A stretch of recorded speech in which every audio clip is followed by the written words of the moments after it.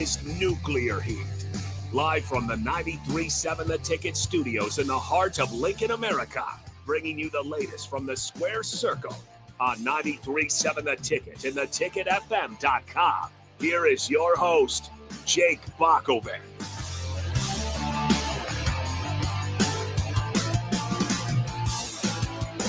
Yes, it is time for Nuclear Heat here on 93.7 The Ticket. Time to talk some wrestling, and a good time to do so because there was a premium live event earlier today amidst this college football weekend.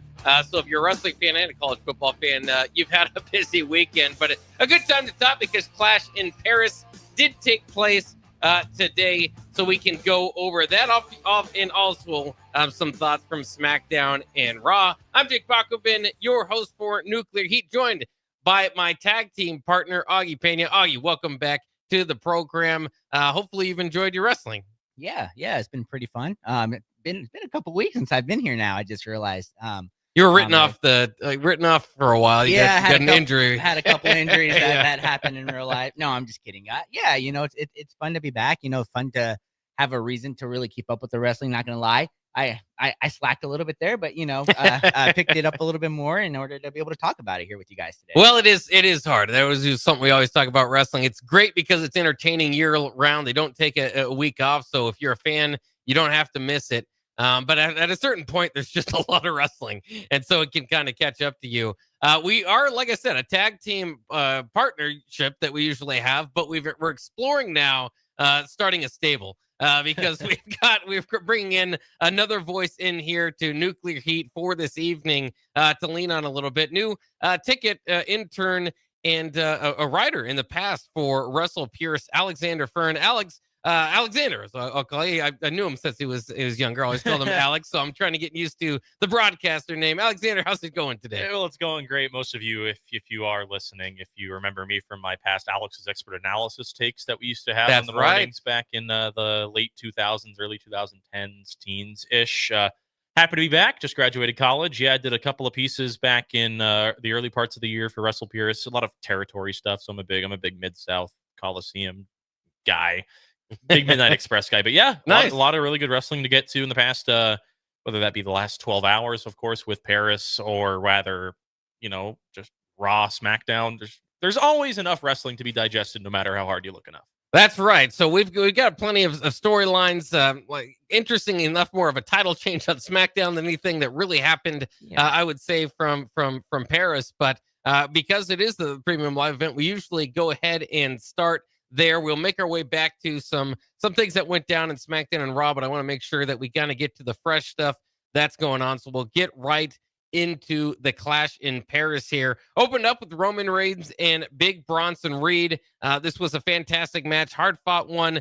Bronson, obviously doesn't have the name that Reigns does have in the match. So I thought, as far as storytelling in this match, they booked it pretty well. Big Bronson Reed was kind of dominant throughout the match. Reigns kind of popped up to go ahead and get the win, but it's one of those old terms of Big Bronson Reed kind of getting over without going over, and then really got over it at the end as well, because after all of this, there would be an attack on Roman Reigns. But before that, it's also important to mention that Roman Reigns applied the guillotine choke on Paul Heyman, so probably a move that Paul Heyman can take without really having to risk any real injury there. But on the screen, wrote him off for the evening's match with Seth Rollins being involved in that fatal four-way. So there was a meaning behind that, also Roman Reigns getting his revenge. Also retrieved the shoe falla that Paul Heyman had. He was holding on that for Big Bronson Reed as the match was going on.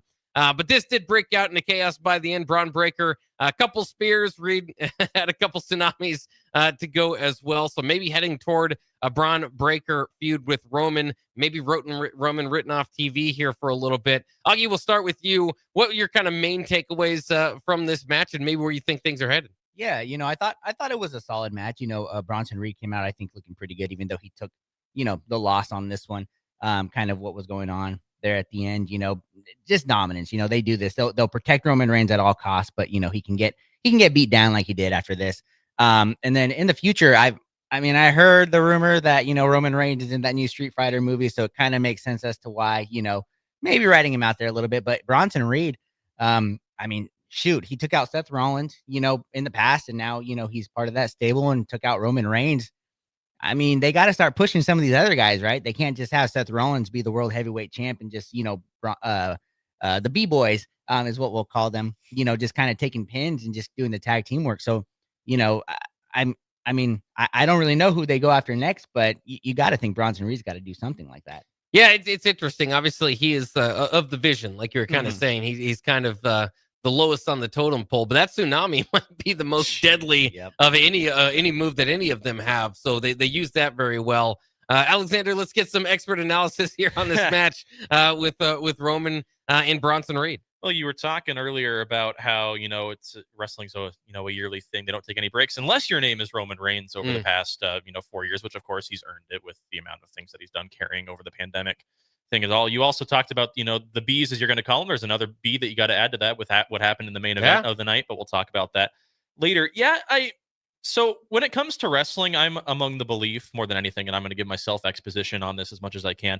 I'm not a huge fan of the whole drawn out, kind of match of that sense. If you can't have a good match in 5 minutes, you're not going to have a good match in 15. This I felt of course, you're in Paris. We got to talk about the crowd. The crowd can either hurt or help a match. I feel like the crowd helped this a little bit because you kick off the show with top 3 star in the company. You got Roman coming out there. Bronson Reed in his own right, main evented the Tokyo Dome in Japan against Kazuchika Okada, whether that's, people want to talk about or not. You're letting Bronson get a lot of offense in there. He's shrugging off shoulder tackles from Roman. He's turning spears into power bombs in the middle of matches. Bronson is a guy that I think more than anything will serve that role of kind of that Dave Bautista in Evolution role where you're seeing, Braun as the Randy Orton, the up-and-coming star. You have Seth, not exactly, I wouldn't say the Triple H character at this point. I feel like at the stage that Seth is in, he's more imparting wisdom on anybody else. And I mean, I guess you could say that Paul Heyman could be your Ric Flair in that scenario. But you make Bronson look good without having him win because you're not going to give up a random pay-per-view loss from Roman Reigns to Bronson Reed. Roman's just not going to get pinned like that. I thought for what it was, you got the match in. I thought it was a decent match. I didn't hate any part of it. I will say, if we wanted to move into the post-match angle, which lasted, by the way, 17 and a half minutes, and the match itself was 22 minutes long. Ooh. It's Roman's getting written off. It's pretty plain and simple. They did the same thing with Cody when he got claymored by Drew McIntyre the other week because he had to go film for the Street Fighter movie as well. It's making guys look good without having, to give a loss to somebody. And I'm really excited to see what the next move is because, especially with the main event, who do the Bees go after? You got Becky in there now. Is there an AJ Lee in the mix now? Maybe. Absolutely. I'm anxious to see where they go with it. And that's legit just the first match of the night. So yeah, it was a good one to kick it off. Like we were kind of saying, Reigns not likely to lose there. You do wonder, at some point because Big Bronson Reed, a different body type. As opposed to what we've seen from world champions in the past. Do you feel like there's a ceiling, guys, on what he can rise? Because right now you got Braun Breaker, clearly, like we said, kind of the next star of the group. Is Big Bronson Reed in line, or is he destined to always maybe just kind of be the muscle of a group? I mean, we just found out he's Samoan, right? He just dropped that last, there's no ceiling for a Samoan, especially when you're he's 6 foot, 300 pounds. He's like 2-3 inches taller than us, but a lot bigger. But you're right. I mean, he's got some work to do on the mic there, I think. But man, that tsunami, like you said, that's just entertaining, especially when he just goes at it. Hits him with it 6 times, and security's got to come out. That's so fun to watch. So I think they could rise, but I think he gets a little hurt because Braun Breaker. We've talked about it on the show for a year now. He's kind of the guy, as you mentioned, the Randy Orton. The next up and comer, everybody sees that, Bronson Reed's there. He has the ceiling for it, the potential to be like a world champ, but he's number 4 in that stable, essentially, even behind Paul Heyman, because Paul Heyman gets, the rub and gets all that stuff too there. But man, if they really want to, they do got something there with him. Paul Heyman has called 2 people the next big thing in his entire professional wrestling managerial career. One guy's Braun Breaker and the other guy was Brock Lesnar. So there's a pretty good track record when it comes to that. We're also forgetting that Bronson Reed is nearly 40 years old. He's 37. He just had surgically repaired leg damage to his to his body after the War Games match that he had. I don't remember, was that in November of last year? Mhm. I feel like that probably hurt him in the long run because he loses a good 6 months of his entire career. I don't see him as world champion material in a company that does employ guys like Cody Rhodes, guys like CM Punk for the time being, I guess, until December, John Cena. Even with the way that WWE is running right now, even guys like Logan Paul, you probably see him holding a world title in the near future. I think, and this segues at some point, we'll talk about Sami Zayn winning the United States title. I feel like Bronson and Braun, probably future tag team champions if they're going to go with, the gold collecting gimmick that they have done with factions in the past, whether that is with Evolution, with the Bloodline. I feel like just mid card to IC title is probably his niche. Does Damian Priest, though, being 40 years old, he was kind of the second fiddle of Judgment Day. He got, the push a little, and I'm going to be honest, I did not expect him to be a world heavyweight champ. That gimmick and everything. So that's kind of where I see, the he Bronson did, but where's he at now is part of the question. He's in a feud with Aleister Black on SmackDown. I forgot about that. Who is also, by the way, in a feud with R-Truth, who is back to being stupid again. Yeah. It's a whole mess between the three of them. Yeah. Damian Priest only won the world title because CM Punk's tricep fell off its bone in the Royal Rumble. And listen, Damian, credit to what he did. I think the main reason that he did win that Money in the Bank briefcase when it did come around is because of that match he had with Bad Bunny at Backlash in Puerto Rico that year. Because that was when people were clamoring for LA Knight to win it all. I was one of them. I bought shirts. It didn't work out. People are still trying tonight.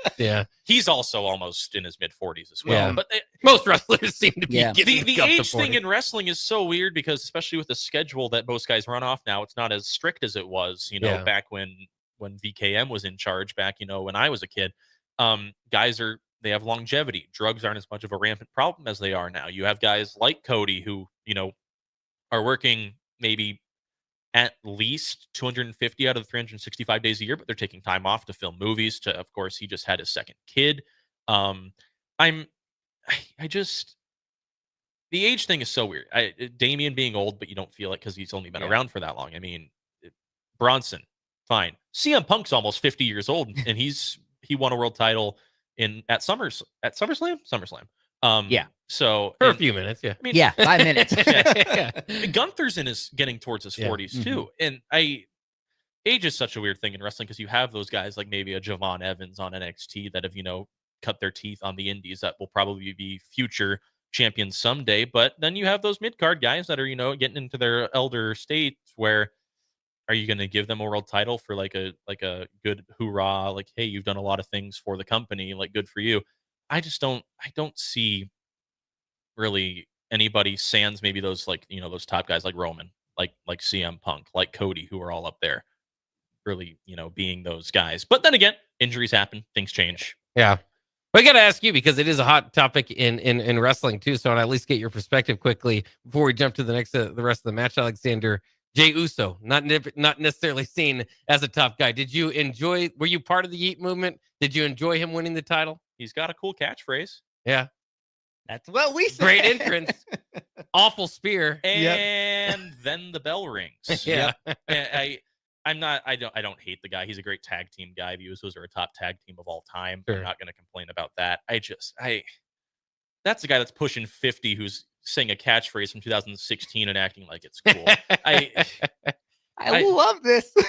I like some of his matches. Like he's had like the Mania match with Gunther, probably my most favorite of this run that he's had.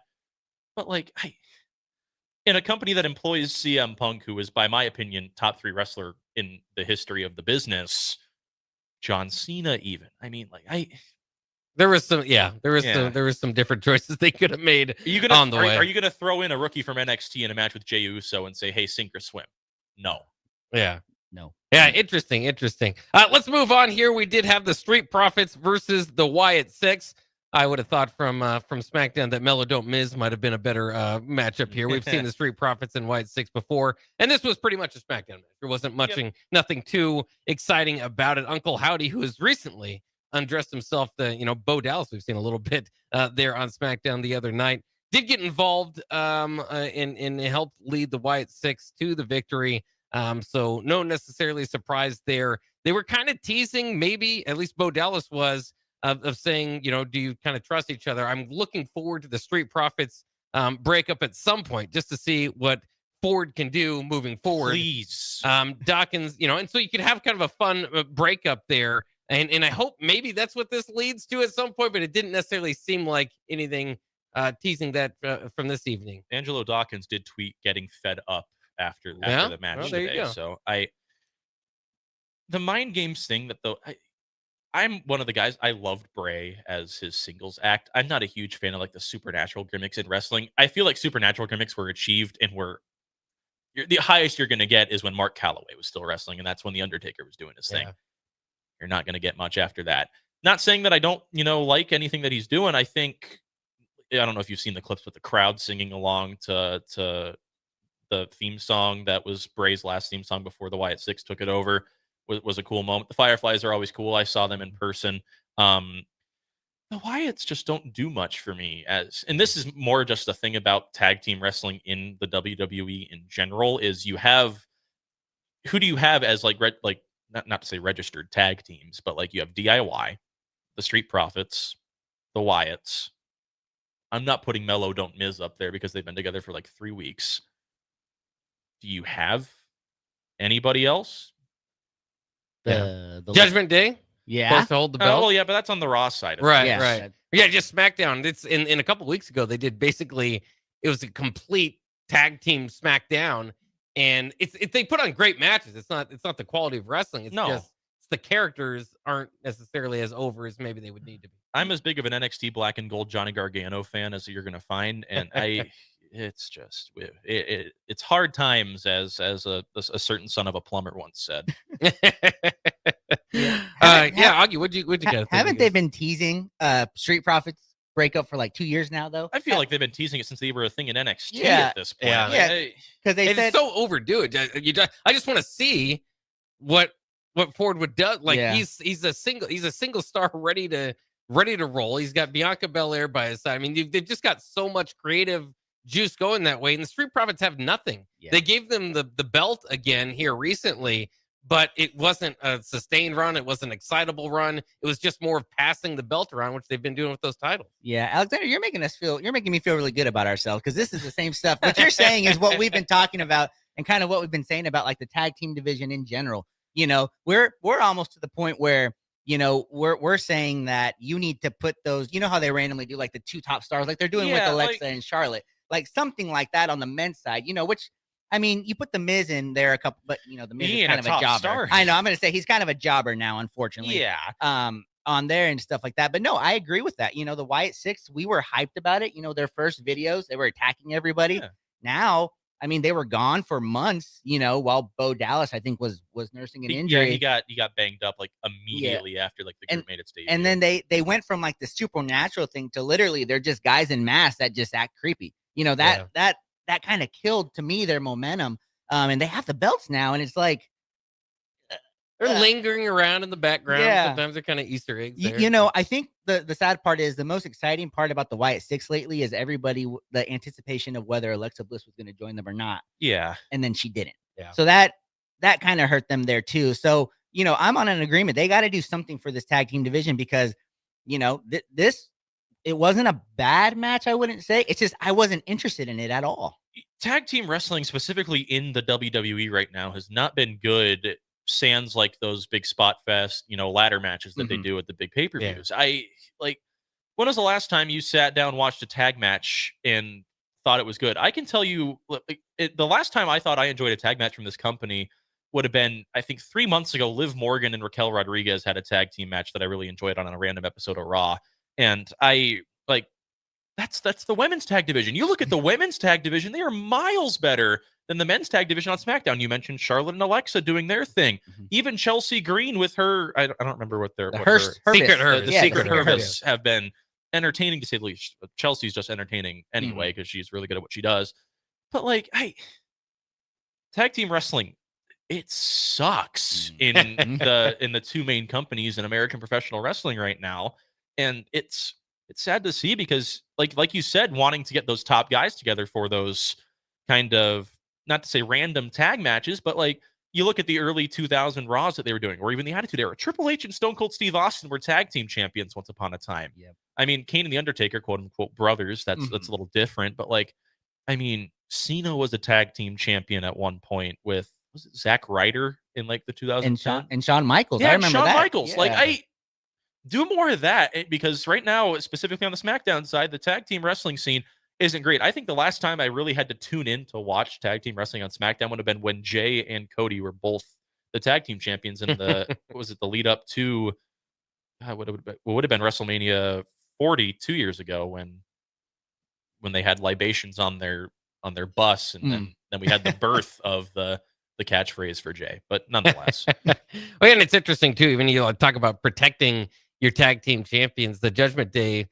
Each one of them just lost a singles match on Raw, so it's just kind of the hard. Same show, right? Yeah. And so I mean, and that's about as over as a tag team, and certainly stable as we've seen recently. So very interesting decisions there. Let's get to one more match before we take a break. The Intercontinental title match for the women's side: Nikki Bella and Becky Lynch. Of course, this feud has been a lot about some pretty good trash talk and some pretty bad trash talk, I will say, as well, from Becky Lynch and of course mentioning Ozzy Osbourne and all that this past week. That was a bit of a mess. And but his daughter tagging a fan account on Instagram. yeah, not ideal. And I'll say quickly on that, if you are going to go ahead and make a mention, make it worth it. It was just kind of like somewhat like meant to not be. It's the local sports team angle that every heel wrestler always takes. It's like, you're in Philadelphia. Oh, the Eagles suck. Yeah.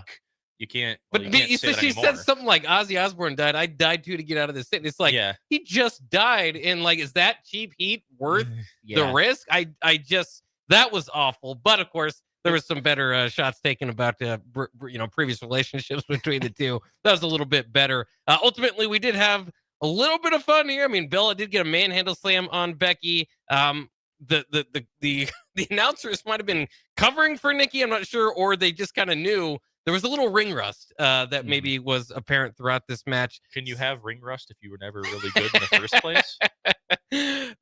Fair.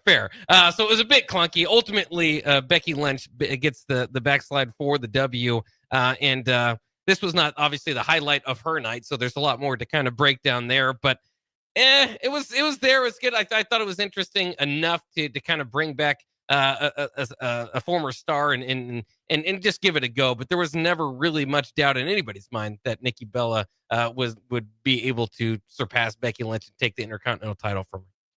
Yeah, no, this is one of those. Yeah, they did it for Paris. Nikki, like we talked about, going through a divorce, all that, probably needs the money, came back to WWE and all that stuff. But this is one of those, we talked about it for months with the Intercontinental Championship. They needed to bring in an established vet in Becky Lynch, put over new talent. Nikki Bella's not new talent, right? So, this was kind of just one of those. Hopefully it was just for this pay-per-view or premium live event. I apologize. And then, just move on and give an opportunity to somebody that's young and up and coming.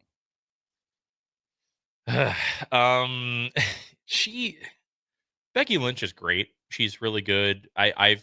She's probably the second best of the four horsewomen, if you're going to include Sasha/Mercedes on that list right now. Behind Charlotte? Yeah, Charlotte, Mercedes are kind of interchangeable, 1 and 2 for me. I've never, ever, to quote Chris Jericho, liked Nikki in the ring, whether that was even in a tag team with her sister or just in general. She did great things for the women's division, when they were having that revolution back in the 2010s. Nothing but respect for that. That's the reason she's a Hall of Famer. This match did not need to go on for 13 and a half minutes. Get in there, have, do what they did with like Cena for the last 5 years before you started this final return run. Go in there, 8 minutes, hit your moves, lose. Yeah. Put over the person. And this match had no substance to it. Like, it's, oh, Becky won. Okay. What there's no question of, oh, what's going to happen next? It's like, oh, Lyra's, I'm sure, waiting for something because she hasn't gotten her rematch yet. But does this IC title, with the amount of women that are on the Raw roster right now, does the IC title or the IC title for that roster, or the SmackDown title or SmackDown roster for that title, do you really need to be rehashing old feuds that occurred in 2017 when you have people for example, like maybe Sol Ruka, who was in NXT, who could be coming up to maybe feud for that, but she's also has the North American title, so I understand that. We just saw Deonna Purrazzo lose in 5 seconds on SmackDown to Mia Yim. Like that, I don't know the direction that they're going with this. Well, I think it was a callback to previous feuds in history, and I think Becky at least has done well in raising the Intercontinental title compared to what they're doing with the U.S. title right now, which is struggling. Is it Zelina that still has? Who still has? I haven't watched. No, it's Julia now. Right? Julia. Yeah, she hasn't been on TV for. And she doesn't wrestle anybody. So it's not going anywhere. And I'm glad again we do agree on a lot of things. A lot of wrestling community does. But that Chelsea Green probably could have taken that further than any move they've made since then. But in any case, let's take a quick break here on Nuclear Heat. Again, I'm Jake Bachman along with Ayu Pena and Alexander Fern. We'll talk more of WWE Clash in Paris coming up after this. When it comes to concrete, Stevens & Smith Construction doesn't stall. They go for the takedown. As Nebraska's full-service concrete contractor, they stay in bounds, hold inside position, and never forfeit quality. Whether it's foundations, flatwork, or concrete coatings, they elevate performance and pin down results that win every time. Stevens & Smith Construction is a proud sponsor of Takedown Tuesdays on 93.7 The Ticket. Because when it's time to wrestle with concrete, Stevens & Smith Construction slams expectations.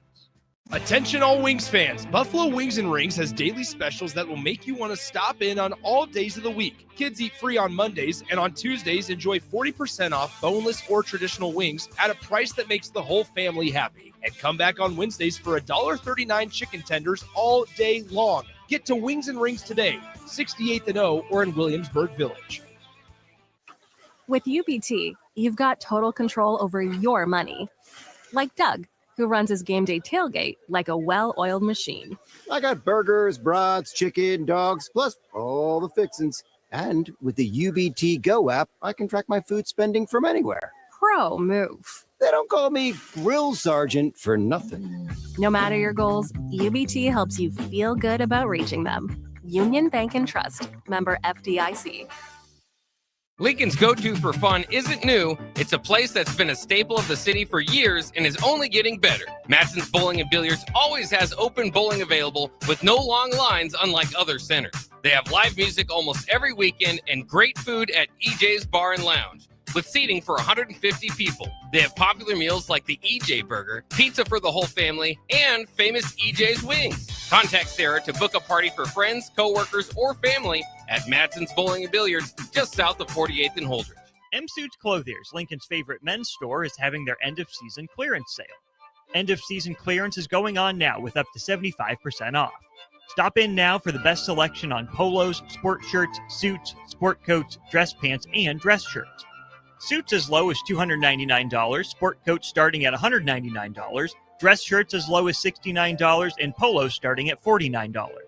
M Suits Clothiers is located 1 block south of 56th and Pine Lake Road. M Suits Clothiers, your menswear store. Stonebrook Exterior is your trusted partner in exterior solutions for both residential and commercial projects across Lincoln and Omaha. With over 2 decades of expertise, they deliver everything your building needs, all under one roof. From roofing and siding to gutters, wall systems, custom masonry, and metalwork, Stonebrook handles it all with precision, safety, and professionalism. Take the worry out of your exterior projects. Choose Stonebrook Exterior, where quality, safety, and service come together seamlessly. Visit stonebrookexterior.com or call 402-934-5559 to get your free quote today. Hi, I'm Casey Oddie, and I'm the Retail Banking Manager at your local Midwest Bank branch on 70th and Pioneers Boulevard. Banking may be my job, but supporting the community is what I care most about. Whether I'm showing up at local events, partnering with schools, or helping people reach financial milestones, I am proud to be a part of what makes Lincoln strong. Let's build something together. Stop by and say hi.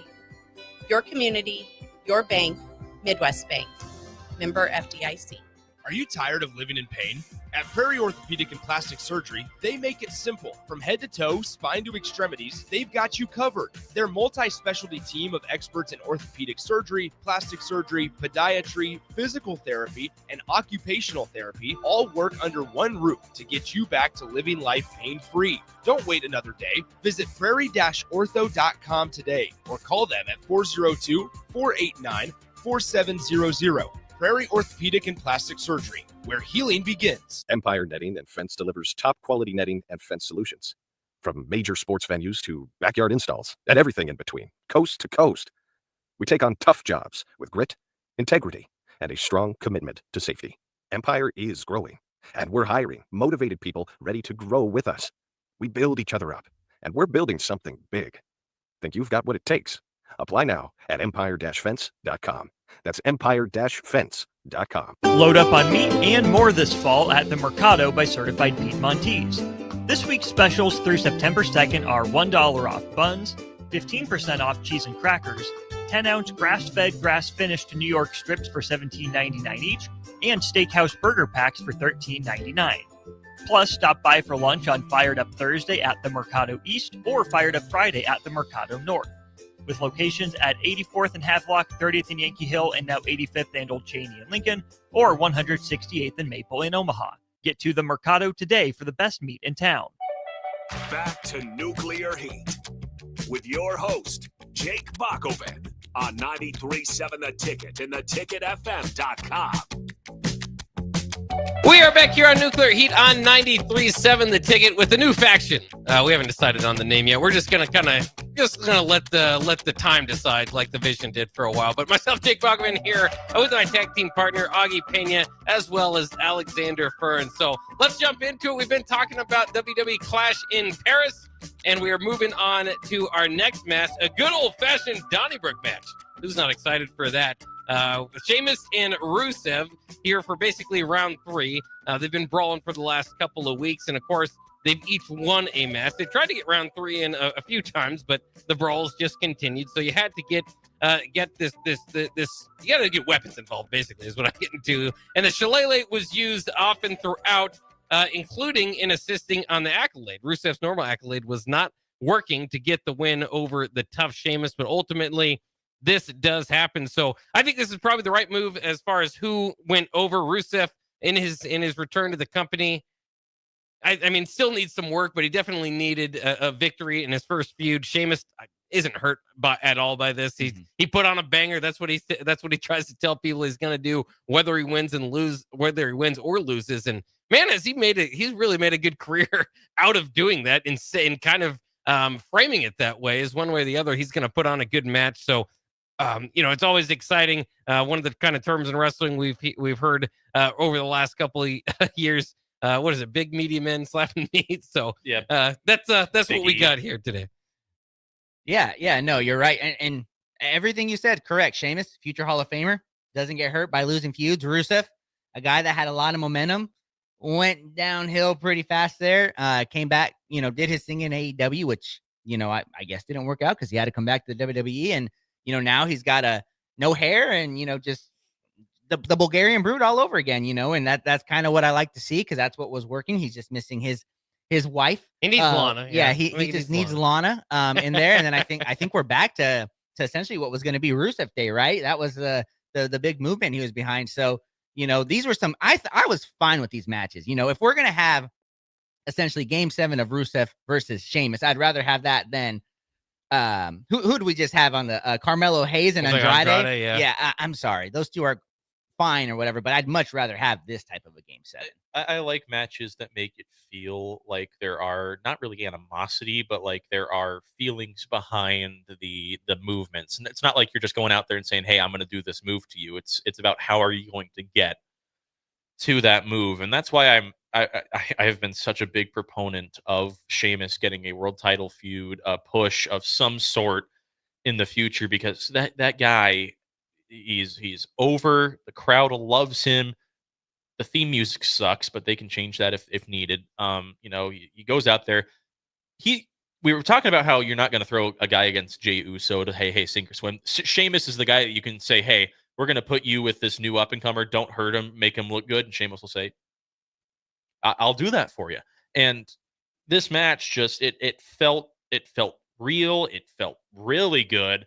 The story that they told with, Sheamus breaking the accolade, which is something that hasn't been done in WWE, I don't think since Cena did it at Mania 31, if I remember correctly, because they protected that move pretty heavily when he was doing his US title run. And he breaks it by, dropping him onto a bunch of steel chairs, which of course looks good. But then Rusev, grabbing the shillelagh, kind of, I don't know if it's choking, but kind of like what Edge did with the chair during his his lock that he did during his run towards the end of his WWE run when he was in Judgment Day. Just putting it in his mouth, pulling as hard as you can. I don't know if you guys saw the position that Sheamus was in at the end of the match, where Rusev is flat on his back, Sheamus is curled up in a really odd looking way. It just, best match of the night for me personally was this one. I know that there was some dichotomy with whether John Cena and Logan Paul was better. Personally, wrestling's a matter of taste. You can never be. I don't think you can ever be wrong about anything, because what you like is what you like. I thought this was the best match of the night, far none, and I'm really excited to see. I think Rusev probably moves on to that mid-card title scene on Raw, probably with that IC title. I don't know technically what they're going to do with Dominic, though, because Dominic is still doing that Triple Mania or that AAA championship run that he's trying to go on with Vikingo. But I'm anxious to see how everything works out there. Yeah, it'll be exciting to see what they have next for both these guys, and it will be more of the same, which is some pretty big hits in these matches. So that'll be exciting. Let's move on to Cena and Logan Paul for a feud that, I don't know if it was the hottest when they brought it out. Really, the promos have done fantastic over the last couple of weeks to get this one to the point that it was the one that I was looking forward to the most. Still, throughout it, I didn't feel like Logan Paul was going to win it. He ultimately didn't. Cena does get the victory. He did go beyond his 5 moves of doom, though, and so kind of paying homage to a lot of different wrestlers, including using the Styles Clash with that AJ Styles uses to ultimately as part of this victory here. We've got 2 matches that we've got to get through in 20 minutes, so we're gonna have to pace ourselves a little bit, fellas. But what do you guys think about Cena and Logan Paul? It was good. I mean, it was a moves match, which is something that more than often than not you're going to get when you have Logan Paul, who he's extremely athletic. I'll give him that. I don't know if he has the psychology of professional wrestling down yet, but then again, that's easy for me to say with all 6'3", 240 pounds of me sitting here. I wish that Cena got some better opponents. He only has 8 days left, 8 dates left, and that's not matches. That's showing up saying, hey, I'm happy to be here one final time before leaving the city again. Give him good people to go up against. Not saying Logan's match was bad. It was decent. We saw Cena use the End of Days in that match. That was Baron Corbin's move. I didn't hate it. I'm kind of neutral about it. I grew up a big Cena guy, Cena kid growing up. So, I mean, I'm anxious to see. I don't think this leaves Logan really. He's always in flux depending on whether he's going to be factored into creative decisions. I don't know where Cena goes after this. I don't know whether he is going after a world title again. I think personally, I need him to go after that IC title that Dominic has to complete that Grand Slam, because that is one thing he hasn't done yet. But you only have 8 dates to do that with. So I'm anxious to see where they go from. When we heard, what was it, Nick Aldis say that he heard from Brock Lesnar. Yeah. So we'll see that. Real quickly, before we get to Augie here, I just need a grade, a simple grade. Heel turn Cena versus heel run Cena. What was heel turn Cena grade for you? F. Didn't love it. How about heel run? Awful. Heel run. Awful. Just as bad? He shouldn't have done it in the first place. It was dumb. Travis Scott is dumb. His music sucks. Yeah. It's not.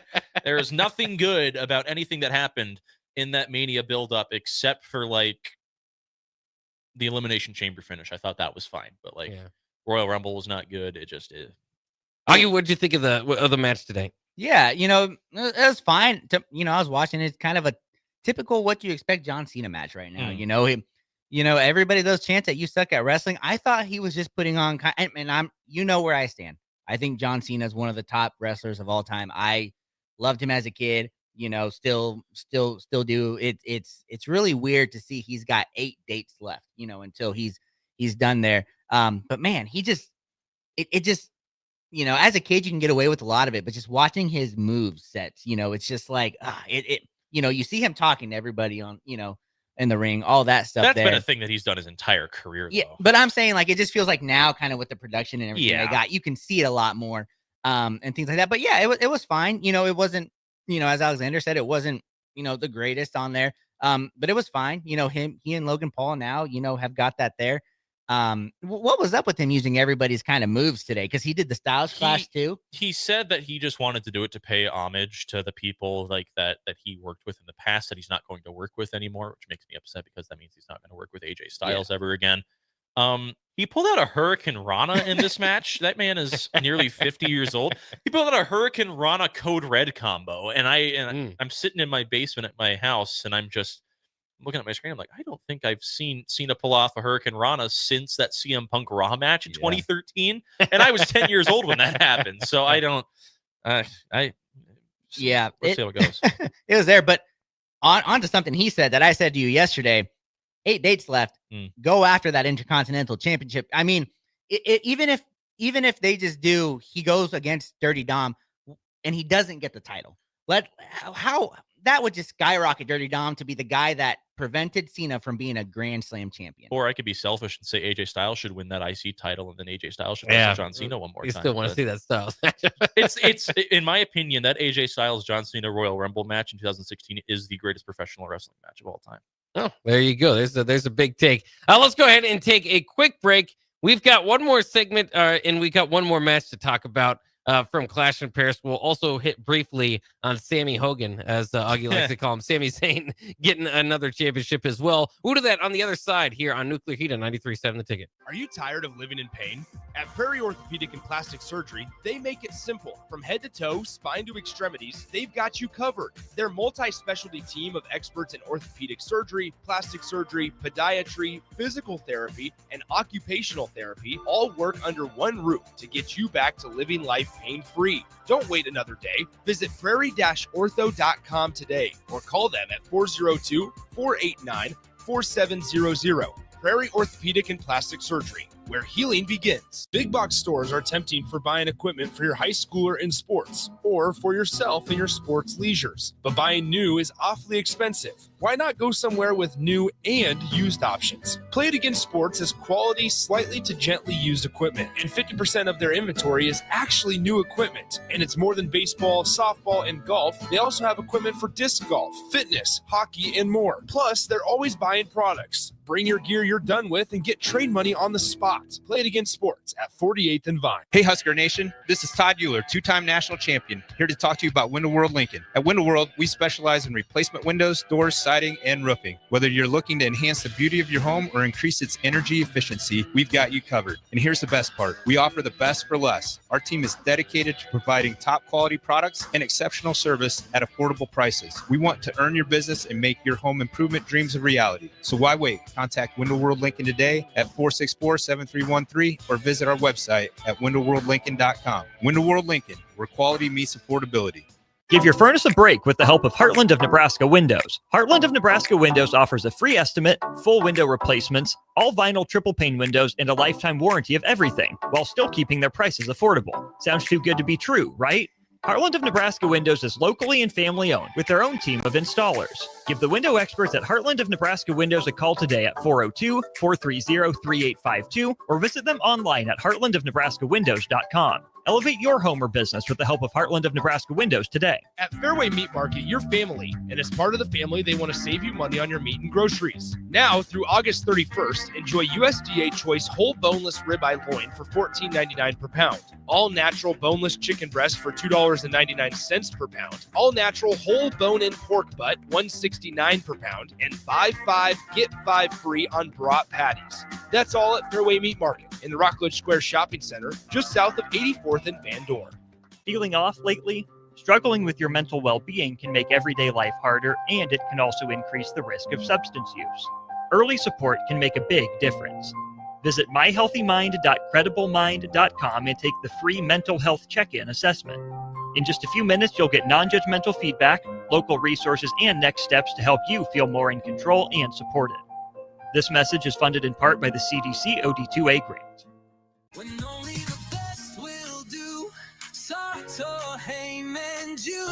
Rick Heyman here from Starter Heyman Jewelers. I want to personally thank our great customers for voting us once again the best of Lincoln. At the same time, we're celebrating our 120th year in business in the great state of Nebraska. Visit us at South Point, Grand Island, and the Outlet in downtown Lincoln. Visit us today at starterheyman.com.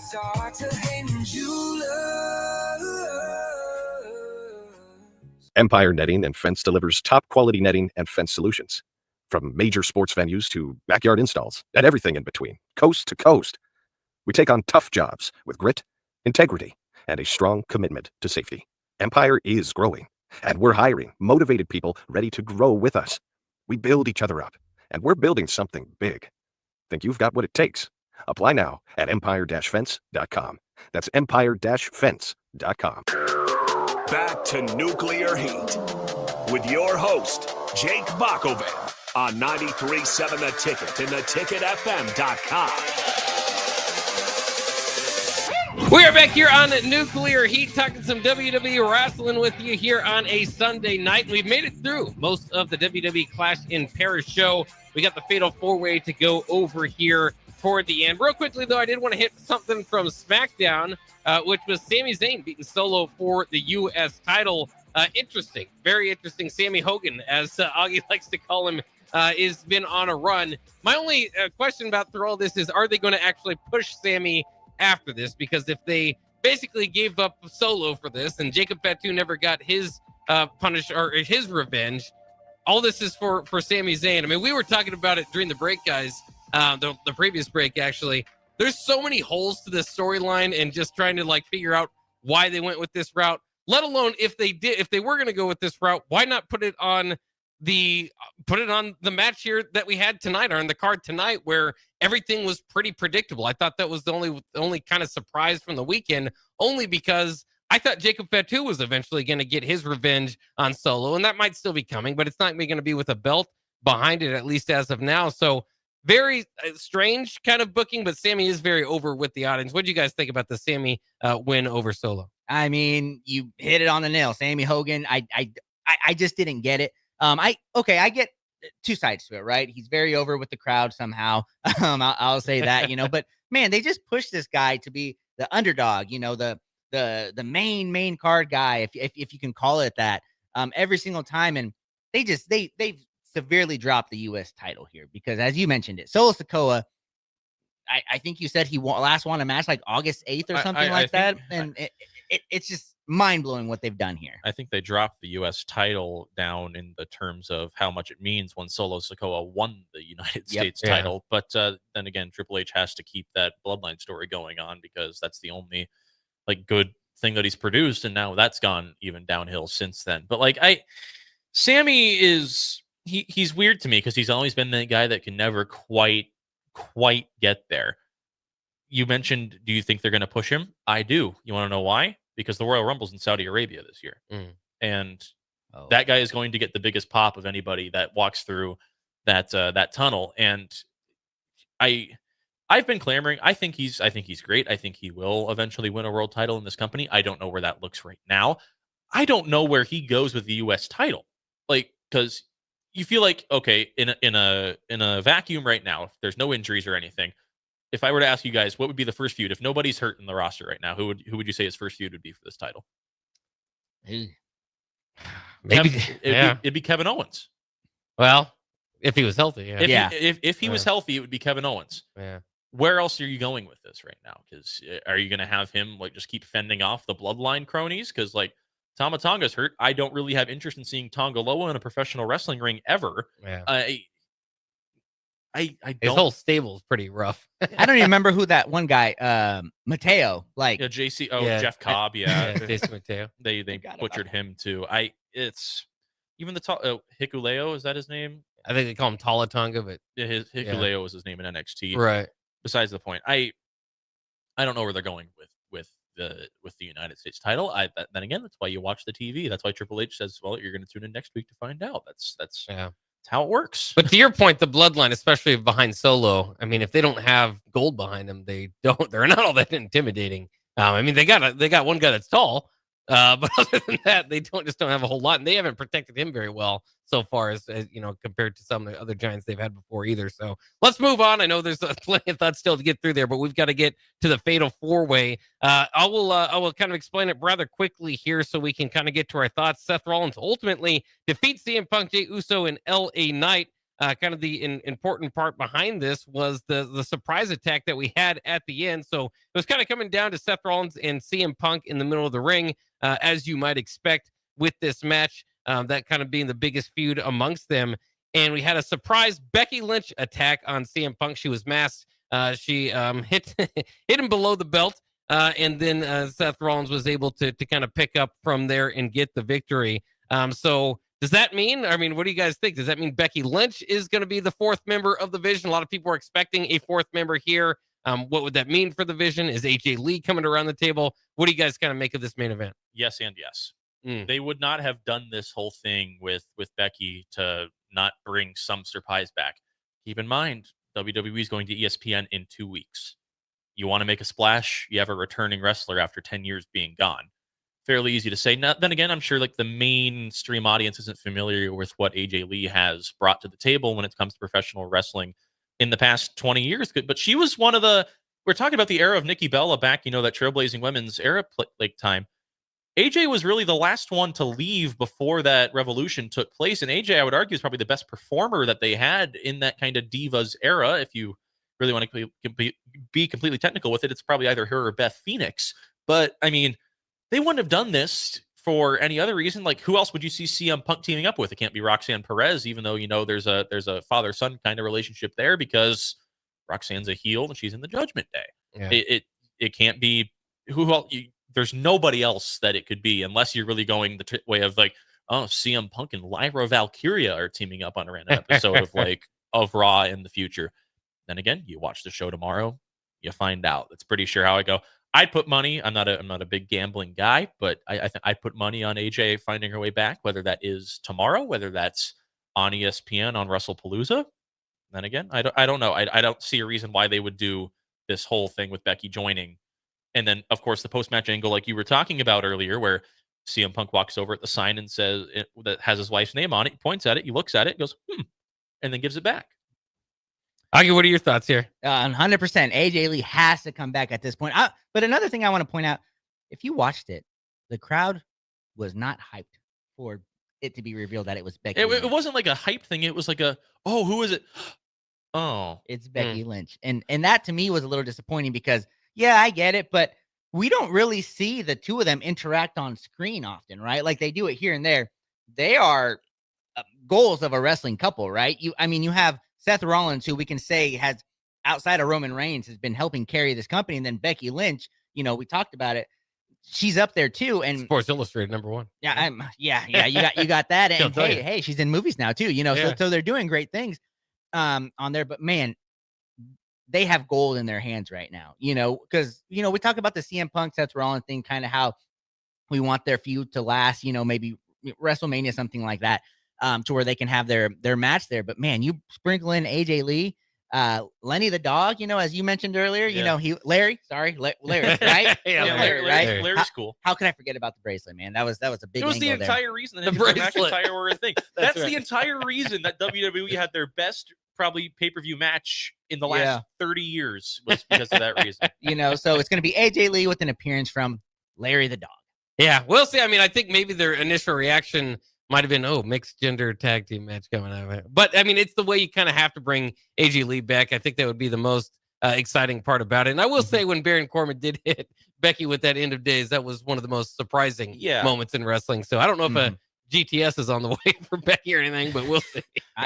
They need to go back to those type of matches. Those were always so fun. I hate that they went away from Didn't they do that whole mixed match challenge back in like the late 2010s? I do remember that, yeah. Because I remember Lacey Evans and AJ Styles being teammates. Yeah. Even if AJ's not signed to the company right now, you know what you do though?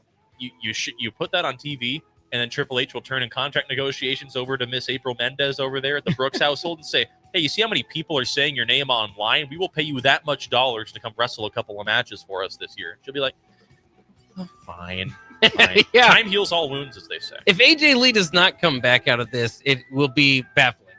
Just to say, like, why would they make this decision? Although I'll say one way or the other, I am kind of just excited in general to see Becky Lynch as part of the vision. I hope that this isn't just a mixed gender match angle. I hope it's kind of part of a future deal that they've got going on. Thanks again to Augie Pena, Alexander Fern for jumping in with me. I'm Jake Bachman. This has been Nuclear Heat. This will wrap it up for our show. This week we'll be back next time at 9 o'clock.